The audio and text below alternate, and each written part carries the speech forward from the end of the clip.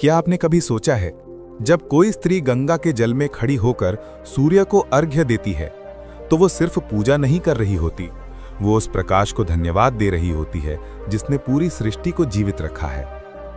लेकिन क्या आप जानते हैं, एक समय ऐसा भी था जब स्वयं गौतम बुद्ध ने छठ पूजा को देखा था और कहा था, ये केवल व्रत नहीं, ये जागरण की साधना है।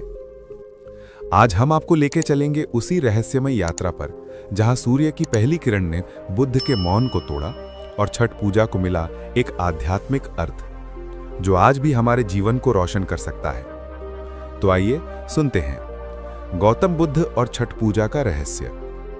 वाराणसी के समीप एक शांत ग्राम था, अरण्यपुर। गंगा की लहरें वहां इतनी शांत थीं मानो समय स्वयं ठहर गया हो। खेतों में हल चलाते किसान, आंगन में दीप जलाती स्त्रियां और सूर्यास्त के समय गुनगुनाती व्रत धारिणी महिलाएं, यही उस गांव की पहचान है। हर वर्ष जब कार्तिक मास की छठी तिथि आती, पूरा गांव एक अजीब सी दिव्यता से भर उठता। और इस वर्ष कुछ अलग था। कहा जा रहा था कि स्वयं भगवान बुद्ध उस क्षेत्र से होकर गुजरने वाले हैं। सुबह की पहली किरण जब खेतों पर पड़ी तो गांव के बच्चे उत्साहित होकर दौड़ते हुए आए। आ गए, बुद्ध आए हैं। लोगों ने देखा एक शांत तेजस्वी व्यक्तित्व, वस्त्र साधारण, मुख पर गहरी करुणा। उनके कदमों में कोई जल्दबाजी नहीं थी, परंतु हर कदम में एक उद्देश्य झलकता था। गांव की स्त्रियां व्रत रख चुकी थीं। वे सूर्य देव को अर्घ्य देने की तैयारी कर रही थीं। उनके हाथों में बांस की टोकरी, उसमें ठेकुआ, गन्ने, फल और दीपक। बुद्ध ने यह सब देखा और कुछ क्षण मौन रहे। उनके शिष्य आनंद ने पूछा, भंते, ये स्त्रियां सूर्य को अर्घ्य क्यों दे रही हैं? क्या ये पूजा किसी देवता की है? बुद्ध मुस्कुराए, बोले, आनंद, ये केवल पूजा नहीं है, ये प्रकृति के प्रति कृतज्ञता का प्रतीक है। जब मनुष्य अपनी प्राप्तियों के लिए धन्यवाद देना सीख लेता है, तभी वो दुख से मुक्त हो सकता है। बुद्ध ने उस दिन गंगा तट पर बैठी महिलाओं को ध्यानपूर्वक देखा। वे जल में खड़ी थीं, दोनों हाथ जोड़ सूर्य की ओर निहार रही थी। उनके चेहरे पर न कोई लोभ न भय, केवल श्रद्धा। बुद्ध ने धीरे से कहा, देखो आनंद, ये जल में खड़ी नारी कोई देवता नहीं मांग रही, कोई धन नहीं मांग रही। ये कह रही हैं, सूर्य देव, आपने हमें जीवन दिया, इस अन्न को पकाया, इस धरती को गर्मी दी, बस आपको धन्यवाद। यही सच्ची प्रार्थना है। जब प्रार्थना में मांग नहीं होती, केवल आभार होता है, तो वो मनुष्य को मुक्त कर देती है। आनंद ने पूछा, भंते, क्या इसका अर्थ है कि सूर्योपासना भी धर्म का मार्ग है? बुद्ध ने उत्तर दिया, धर्म का कोई एक रूप नहीं होता आनंद। जो कुछ भी जागरूकता से किया जाए वह धर्म है। अगर कोई व्यक्ति सूर्योदय देखकर यह समझ जाए कि जीवन हर दिन नया आरंभ है, तो वो पहले ही धर्म के द्वार पर है। संध्या का समय था। सूर्य धीरे धीरे अस्ताचल की ओर जा रहा था। छठ की महिलाएं अर्घ्य देने की तैयारी में थीं। बुद्ध गंगा तट के पास एक वृक्ष के नीचे बैठे। आसपास लोग इकट्ठा हो गए। बुद्ध बोले, मनुष्य सूर्य से बहुत कुछ सीख सकता है। सूर्य कभी ठहरता नहीं, वह हर दिन उगता है, हर दिन ढलता है, पर किसी दिन वो ये नहीं कहता, मैं थक गया। यही कर्मयोग है। जो बिना रुके, बिना अपेक्षा किए अपने कर्म में लीन रहता है, वही सच्चा साधक है। भीड़ में एक वृद्ध किसान ने हाथ जोड़कर पूछा, भंते, परंतु हम तो सूर्य से कुछ मांगते नहीं, केवल उसका पूजन करते हैं। क्या यह गलत है? बुद्ध ने कहा, नहीं, यह बहुत सुंदर है। तुम पूजन नहीं कर रहे, समर्पण कर रहे हो। जब तुम सूर्य के सम्मुख झुकते हो, तुम ये स्वीकार करते हो कि जीवन तुम्हारा नहीं, प्रकृति का है। यही नम्रता, यही बुद्धत्व की पहली सीढ़ी है। वहां एक स्त्री थी, सुमित्रा। उसका चेहरा मुरझाया हुआ था। वो वर्षों से संतान की इच्छा रखती थी, परंतु उसकी गोद शून्य थी।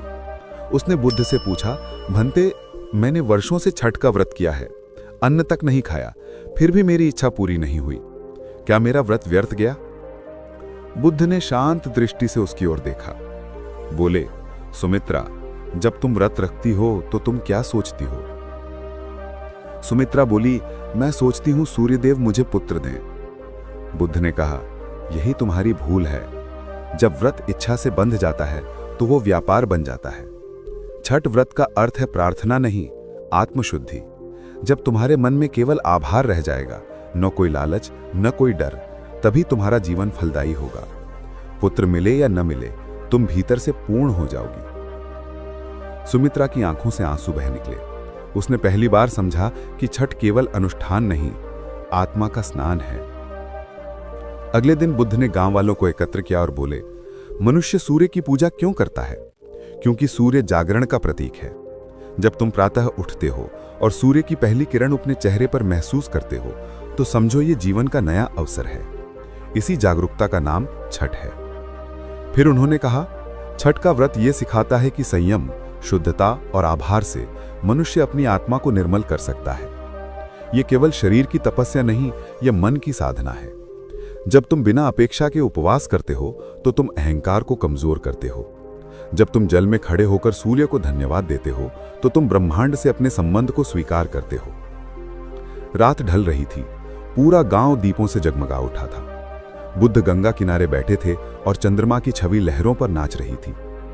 आनंद ने पूछा, भंते क्या छठ पूजा बौद्ध मार्ग से मेल खाती है? बुद्ध ने कहा, हाँ आनंद, क्योंकि दोनों का एक ही लक्ष्य है, शुद्ध चेतना। जब व्यक्ति अपने भीतर की अशुद्धियों को त्याग कर केवल जागरूकता में रहता है तो वो बुद्धत्व के करीब पहुंच जाता है। छठ का व्रत वही करता है, शरीर और मन दोनों की शुद्धि। फिर उन्होंने कहा, सूर्य वह साक्षी है जो सब देखता है, सबको समान प्रकाश देता है। जैसे सूर्य भेदभाव नहीं करता, वैसे ही साधक को भी नहीं करना चाहिए। जो अपने भीतर और बाहर समान दृष्टि रखता है वही मुक्त होता है। सुबह जब बुद्ध प्रस्थान करने लगे तो पूरे गांव ने उन्हें घेर लिया। लोग विभोर हो गए थे। बुद्ध ने मुस्कुराते हुए कहा, तुम सब धन्य हो जो प्रकृति के साथ जुड़कर जीवन का उत्सव मना रहे हो। लेकिन याद रखो, पूजा तभी सार्थक है जब उसके साथ सच्ची करुणा हो। अगर तुम सूर्य को अर्घ्य देकर लौटो और किसी भूखे को रोटी न दो तो वो पूजा अधूरी है। उन्होंने आगे कहा, छठ का सच्चा अर्थ है आत्मा का उदय। जब तुम्हारे भीतर भी सूर्य की तरह करुणा का प्रकाश फैलेगा, तब समझना कि तुम्हारा व्रत सफल हुआ। गांव के लोगों ने प्रणाम किया। बुद्ध ने गंगा की ओर देखा, जहां सूर्य की पहली किरण जल को स्वर्णिम बना रही थी। उन्होंने धीरे से कहा, देखो आनंद, जब सूर्य जल में उतरता है तो दोनों एक हो जाते हैं, प्रकाश और प्रतिबिंब। वैसे ही जब मनुष्य और करुणा एक हो जाते हैं तो वही बुद्धत्व है। उस दिन के बाद अरण्यपुर का हर व्यक्ति छठ को केवल एक त्योहार नहीं बल्कि ध्यान का पर्व मानने लगा। अब वे केवल व्रत नहीं रखते थे, बल्कि हर सुबह कुछ पल मौन बैठते, सूर्य को निहारते और धन्यवाद करते। हे प्रकाश, तू बाहर भी है और भीतर भी। बुद्ध के शब्द पीढ़ियों तक गूंजते रहे। छठ कोई कर्मकांड नहीं, ये आत्म जागरण की साधना है। जब तुम कृतज्ञ बनना सीख जाते हो, तब तुम सूर्य की तरह उज्जवल हो जाते हो। आज भी जब छठ का पर्व आता है, जब गंगा किनारे दीप जलते हैं, जब लोग सूर्य को अर्घ्य देते हैं, तो ऐसा लगता है जैसे बुद्ध की वही वाणी अब भी गूंज रही हो। प्रकृति की पूजा ही परम धर्म है, क्योंकि वही हमें जीवन देती है।